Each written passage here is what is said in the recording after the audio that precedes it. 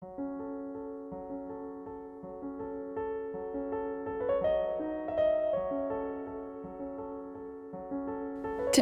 we're going to do a monochrome painting of a skull using just coffee. Here I'm just sketching out my outline, starting with an oval and then adding the details and rubbing out parts of the oval.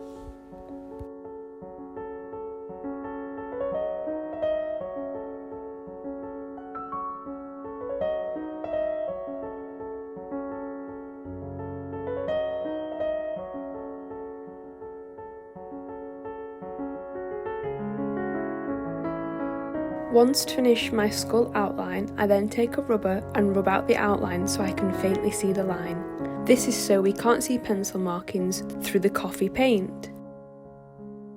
The equipment you'll need for this painting is a variety of paintbrushes, whatever you have to hand, so these are the ones I've got. Tea or coffee works fine for this, I'm using coffee. And if possible, it makes the process a lot easier if you've got a hairdryer, as it speeds up the drying. I also use kitchen roll for blotting the coffee off my paintbrush. To start our coffee tonal painting, we will first do a wash. A wash is where you add a base layer of the colour, so here I'm just painting one layer of this coffee and this will be the foundation for my painting. What I'm doing is every time I finished a layer and adding more definition to the skull, I'm making sure I use my hairdryer to dry it. If you start trying to add the coffee again before it's dry, the coffee will begin to bleed into the rest of the painting.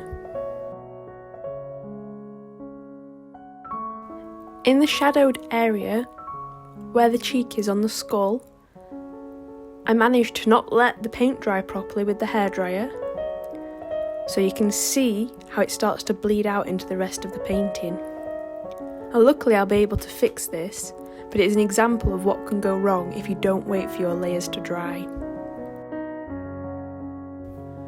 So basically what we're doing is just layering and layering all of this coffee paint on top of each other, making sure we let each layer dry completely before starting the next layer. So after every layer is dry, you'll notice I'm doing less. So I'm adding less coffee to the painting. I'm mainly adding it to the darker areas, so in the eye socket, on the nose,